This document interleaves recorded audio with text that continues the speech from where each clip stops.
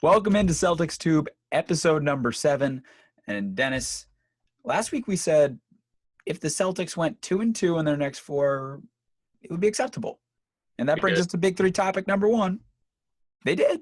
And that's good, I guess. I think we were all really looking for a 3-1 stamp there. But you can't complain too much with 2-2 coming out of that stretch. The loss to the Trailblazers was close until the end of the game. Yep. But overall, pretty much leaves us at a stalemate. I feel like we didn't learn anything this last week. Yeah, exactly. It was to say the least, it was a roller coaster of a week. It was like 3-1, we would have learned something. 1-3, we would have learned something in their last 4 games over the course of the last week since our last episode. But instead, 2-2 really teaches you that they are what we thought they were. Exactly. Yeah. I guess that is learning sort of something, but in the end, it's just that they're still inconsistent, and we still need to see a full, healthy team. Exactly. To really know what's going on. And quite frankly, you might not see that until the playoffs if you do. Yep. Yeah. Being healthy has been one of our biggest issues all season. We've struggled with it the whole time. And pretty much the end of the Portland game was pretty much a sum up of our whole season. I mean, Tatum and Brown hurt each other on a meaningless play with 40 seconds to go, and the game was pretty much out of reach at that point. Keyword being hurt each other. I know. They collided into each other. Can't make it up. But yeah. So our concern level isn't any higher or lower than it was last week, but you mentioned the injuries. That's our big 3 topic number 2. And that's really the key, as you mentioned, to the season. Has been injuries. It's part of the reason for the up and down outside of just the general nature of the team. But the injuries have contributed a large factor / COVID kind of falls into the injury realm. But that play in the end winds up not being as bad as it could. Exactly. Jaylen Brown's going to miss a singular game and just has a sprained ankle. I mean, the way you saw him walk off, it looked like it could have been worse. He was really struggling to put weight on it. Tatum kind of looked fine the way he was walking off. That was not really a concern. And him and Kemba were both full participants in practice. But the Brown one was concerning. That was a bit of a moment of I was getting ready to write the headline for our first topic of, is the season over? Is that it? It's over. Yeah, it was extremely scary when that happened. I remember you actually texted me Ruh-roh because we didn't know it was going to happen after that. It didn't look good. It didn't look good at all. And especially, like you said, it looked bad on Jaylen. Jaylen just being a day-to-day is honestly fantastic out of that. Exactly. It could have been much worse. And so hopefully, like you said, they'll be back soon. But yeah, injuries as a whole, it's been a mess this season. I mean, it started off the week against the Thunder. Tatum was out. And I feel like we definitely we should have won that game either way against the Thunder with how bad no matter what. Yeah. But Tatum definitely would have put us up in the hunt there. So that was a big miss there. And Kemba's been out recently as well after getting injured, which isn't good to see, especially with his injury problems and his load management throughout the whole year. He's been sitting back. So. And if you think about it, really, I feel like there's only a handful of games where the Celtics, as currently constructed, have had every item of their arsenal at their disposal. Yeah. I'm waiting for that day where we see there are 7 games left in the season. Yep. And you're still waiting for that. Yep. I mean, at this point, it's mainly just you hope for the playoffs, right? Exactly. It's like a dream to see that none show up on the injury report at the beginning of the game. Like, I can't wait for that to happen. Or even just a non-COVID protocol, which at least it has been better of late, admittedly. True. Knock on wood, you don't want to jinx anything, but I mean. Exactly. At least, I mean, Fournier actually, the other day, he said he's still dealing with concussion-like symptoms from his COVID problems, which is not good for his outlook for the next few weeks. I mean, if he's still dealing with that stuff now, I mean, COVID's no joke. We've seen that. Tatum, I know, struggled with it for a while with his and even stamina. Other New England athletes, as we talked about in the past with Cam Newton as well, or Lamar Jackson. Exactly. So hopefully Fournier can get over it soon, at least by playoff time, which would be huge for us. I mean, he looked really good last game. He shot the ball really well, but before that, He was looking pretty indecisive on the court and was struggling a bit. But But yeah, the plus side as you look ahead towards the down final games here, as the Celtics sort of jostle for position, and we move to big three topic number 3 in position. Like that's what we have down the stretch here, and you look, the schedule's pretty favorable for the Celtics. Magic, yep, Bulls, Heat again, Cleveland, Minnesota, and New York. Really, Miami and New York. Those are the teams that you look at that schedule and you're like, okay, that's 3 of those exactly. 7 games. That's 3 of 4, or 3 of 7 rather. So 4 games against pretty relatively easy opponents. Yep. Like you would Yeah, like the Celtics to bare minimum go 4-3 in that stretch. yeah, for sure, for sure. They would certainly be favored to do so, yeah, if not better. those 3 games are going to be crucial to our positioning at the end of the year. Miami's right with us right now, and New York's a few games ahead at this point, a couple of games ahead. But if we can take all those games, I mean, that's saying a lot, especially with the way those teams have been playing recently. But And you mentioned the those, teams who are currently ahead. Right now, the Knicks are at 28 losses in the 4 spot, followed by the Hawks at the 5 spot, Heat at the 6. 7th is where the Celtics are, and 8th is the Hornets. Now, the Celtics and Heat both have 31 losses. yep, The Heat just have been allowed one more game to do so. And the Hawks have 30 losses, and the Knicks have 28. So it's all right in there. 28 seems tough to catch with 7 to go. Certainly not impossible. yep, But with the way the Knicks have been playing, that'll be a challenge. But certainly, the Hawks, Heat, and Celtics could really flip flop in any way. Very, very likely. I mean, the Knicks certainly could slide. I'm not saying that's impossible, but I think certainly getting up to that 5 seed is really, if I'm the Celtics, what I'm targeting. yeah, And you have exactly. 2 games against the Heat to really, obviously, help your case in that way. Yeah, I would definitely rather play the Knicks, Hawks, whoever ends up being in the 4 or 5 game against us if we could get there, rather than the Bucks as the 3 seed. That would be a tough matchup. I mean, we match up decently well against them. I just don't want to play them because they're much tougher team than the others. But yeah, hopefully the Hawks drop off a little bit. And the Hawks do have their next couple games are a little tough. They have Yep. Phoenix. Indiana's been in, but 2 games against Washington, who's been streaking with what Russ has Yeah. been doing of late.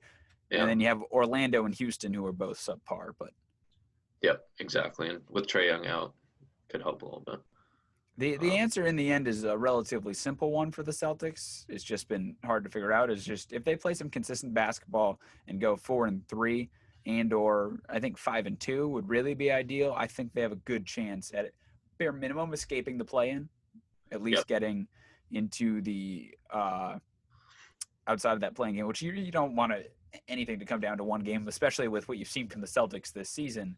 They've had great single games, but they've also had absolute clunkers where they lose to the Thunder. Like, That's true. Now we the did. realm of possibility for this team is very Endless. wide, Endless. very wide. The spectrum goes on for a while. Yeah, yeah. We're gonna need Tatum to step up like he did this week, like with a 60. He did drop 60. He did drop 60. Did drop 60. A huge game against San Antonio Spurs. Wild. Which stuff. they sadly needed every single point of. Exactly. Couldn't have missed one. Get him down 30, coming back from that. Largest comeback in a single game in the NBA this season. Crazy. Yeah, that was great. Which is honestly somewhat on brand for this team to have that this year, because they've both been the team to surrender large leads at the beginning of the year. Yep. And of late been the team to dig themselves absolutely gargantuan holes and have to try and come out of them. Exactly. And usually some of the times we've seen throughout the season, they come back right at the end, make you feel like they're going to win, and then they just can't make it in the end. They just can't make the shots. But it was good to see us play so well in that game. That's a game we needed big time. We didn't want that 1-3 stance like we said earlier today. Celtics lose that game against the Spurs, we're seeing definitely a different tone. Yep, for sure. Like, a lot more scared. A lot more negative, a lot more concern. As is, it's kind of like tread water. We'll see, how position jostles out. I think if the Celtics can avoid the play-in, you like their chances in a 7-game series to at least give a run at a team. I mean, it's not like you look at it this year, and it's not like if you're in the 3 spot, right, going up against one of those teams like going up against the Bucks or something. Anyone who's not the Nets or Sixers, I think they'd have a puncher's chance at least. I agree. The Bucks have been vulnerable in the playoffs in the past, and then the Celtics do at least have the size kind of to combat that. Yeah, we do. That's true. So that's something that the matchups there. That's what it comes down to in the playoffs in the end. Always is what are your matchups and how does that work out for you? Exactly. And that's something you look at and you're not terribly concerned. And the Celtics this year are 2-1 against Milwaukee. So no, we've been solid against them for a few years now. I know we lost that series against them a couple years ago when Kyrie's last games as a Celtic, but we've always looked pretty solid against them. Like we said, we got some Giannis stoppers, even though he's really hard to stop. Semiosley plays some pretty solid. Giannis containers. Yeah, Giannis containers. That's more accurate. But yeah, no, I just want to avoid them, Nets and Philly at all costs in the first round. Would rather get a much easier matchup. But if it comes down to the Bucks, I'll take it. Just don't want that playing game. Don't want to see, even though we have played really well against Philly over the past couple of years, which makes me really happy. This year's definitely much different with the way Embiid's been playing, and just that team's been playing so fluently recently. Team certainly has their work cut out from over this next week to sort of finish out some of that positioning. But despite what they have cut out for them laid ahead in their jobs, the Celtics Twitter had a little bit of fun this week in our My Phone Trip-In moment of the week with the players suggesting for each other what they would have done if not for basketball. And honestly, the Peyton Pritchard one was probably the best, or Marcus Smart. Yep. I think there was a lot of insight into kind of how the team views them for a couple of them. Because some of the guys had kind of like a mixed bag. Like Jason Tatum had everything from like a model to like a speaker.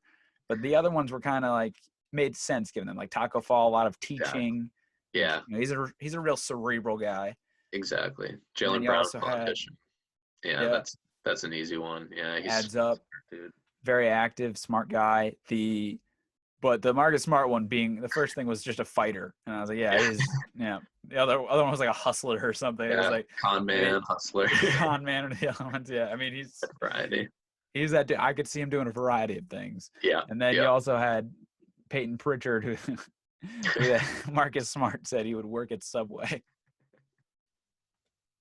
Which doesn't look like one of those guys who could be behind the counter there. He could make a mean sandwich. You never know. Hey, I mean, we've seen Tatum make a sandwich. He's got that. True. Him and Draymond. His sub has bacon. So I don't know if Peyton puts extra bacon on it, but I don't think he does. Guy. Probably not. Yeah. I don't think he does. He's from the West Coast. Yeah, that's probably anti-bacon. More like oat milk type of guy. Oat milk. Yeah. True. He's probably anti-dairy. Yeah, probably. But as non-open as Peyton Pritchard's diet may be, my final thought is that the East is kind of open this year. You look at this conference, and I'm not sitting here and about to even remotely suggest that the Celtics will come out of the East. I'm not going to do that. But when I do look at this Eastern Conference, I don't look at the top and or look around the entire conference and think, oh, wow, that's a really concerning team pretty much at every level. Like you look at the Western Conference and your top 6 seeds you're scared of. And then you look currently, if it were to end today, the Trailblazers would be the 7 seed in the Western Conference, followed by the Warriors. And, the Warriors really just have Steph, but Portland's a really well-constructed team. Like that's a team that if they were in the East, I would certainly have them a lot higher. Yeah, they'd be up there. They would be one of the better teams in the East, certainly outside of the play-in game. And potentially, right around above the Knicks, for sure. Even with the record as their record currently is, they would be the 5 seed in the East. So I mean, you look around to the side of the Eastern Conference, and the Knicks are at 4, who are a shocker. And don't get me wrong, they're a good team, and Julius Randle's been great. He's in the MVP conversation. He's not an MVP, but he's in the conversation, which is an amazing feat. Yeah. And then the Hawks, I mean, they don't know what defense is. Then you have Miami as well. Miami's someone I wouldn't want to face. They're a tough team, but it's not like you're looking at tremendous talent after that. Like the Hornets, who are just sort of starting to get healthy. The Pacers and the Wizards, who are playing, again, they're playing their better basketball now, but still, you just look at it generally speaking, and you're not like terrified. The Nets, in all honesty, will they ever be fully healthy at any point this season? And how That's the long can question they? mark. I mean, all those guys are very injury prone, and it happens to them seemingly every other game. Yeah, no, that's true. So the conference is open. If the Celtics are fully healthy, I think they could make a little noise. Yep. Depends on what Celtics show up to the playoffs, but at their best, they can be competitive with any of those teams. Yeah, I totally agree. Yeah, it's going to be interesting to see what happens. Like you said, with the playing game and everything. Yeah, the Heat definitely a team you don't want to face, especially with their run last year. But another team, like you said, like the Nets, who might not get fully healthy, Charlotte. I think if they were fully healthy, I mean, they still are super young right now, but I think they could possibly. Gordon comes back strong, and LaMelo is the LaMelo of earlier this year. But yeah, no, this is going to be a fun playoffs. It's going to be a really fun playoffs, and even in the West, like we don't know what's going to happen with the Lakers, and the Lakers won the championship last year, and they might be in the playing game. So it's going to make for some good basketball. Speaking of good basketball, I'll move into my final thought, which I'll start off with the fact that the big names this week, as we know, were Jason Tatum, unbelievable player of the week in the Eastern Conference, 60 points against the Spurs, 33 points against Portland, and even Jalen, the two Jays, obviously always steal the show. Started off the week with two almost 40-point games, 39 against OKC and 38 against Charlotte. But I think the big name of the week is a guy who started off the season a little slow. We weren't really sure about his draft position and where he was picked with how he's translating it on the court. But Green Bean, Aaron Nesmith, what a week from him. Man, he really came out. I kind of like the Loch Ness Monster as a potential nickname. I like that. He's good on defense, kind of locking them down type of thing. I don't know. He's lanky. Yeah, he's sneaky, exactly. He could pop up from nowhere. You never know, and maybe no one will see it. But yeah, no, he's unbelievable week from him. And my final thought deals with him and also Peyton Pritchard, and it's the rookies who I think are going to have to step up a bit, which we've seen as of late. As I said, over the next 7 games that we have left, I think they'll be crucial to our seeding at the end of the year. But yeah, Nesmith, what a week from him. He's shot lights out. He's looked really confident on the court, and he's pretty much like a Marcus Smart light, I would say right now. He's kind of like that gritty guy on defense. I feel like wherever the ball was this weekend, on any loose ball, it would always end up in his hands. But yeah, 3 straight performances, 16 points last game, 16 against the Spurs, 15 against Charlotte. I mean, with the way he had a bunch of DNPs during the middle of the season, didn't play for a pretty long time and had to get back into the rotation, work his way up. But he's made the most of it, and I think he'll be a solid rotational player for weeks to come. And Peyton, as we've seen all year, I mean, he's exceeded my expectations personally, and I bet for a lot of people who love the Celtics as I do. He's been amazing and one of my favorite players this year. Like he had 28 against OKC, massive game, even though he came up short. He looked really, really solid. As long as he continues shooting the 3 ball at the clips he does, like he'll also be a solid rotational player, which he has been all year. Like I said, he'll be big. He'll be a big piece. And the Celtics will need them coming down here in this final stretch here. Before our next show, we'll have 3 games coming at you. Orlando, Chicago, and Miami. We'll have our show before the second Miami game. We'll probably drop that on Monday after the Mother's Day game against Miami. So 3 big games. I'm thinking, Orlando and Chicago are very winnable games. And anytime you're playing Miami at this point, especially the first one being a home game, you like to get that leap up because who knows what Miami does in these coming games. We'll learn a lot more coming into next week where we do one last one into the playoff push, and then we have playoff shows. And we'll see what happens. And honestly, anything can happen in this NBA season. It's been certainly an interesting year. We saw what happened in the bubble last year. Who knows what could happen True. in the True. playoffs this year? It'll be certainly something to monitor. Exactly. It'll be a fun time, and we'll bring Well, you through the whole thing. I'm sure we'll have a lot to talk about next week. We'll We see you will. guys then. See you later.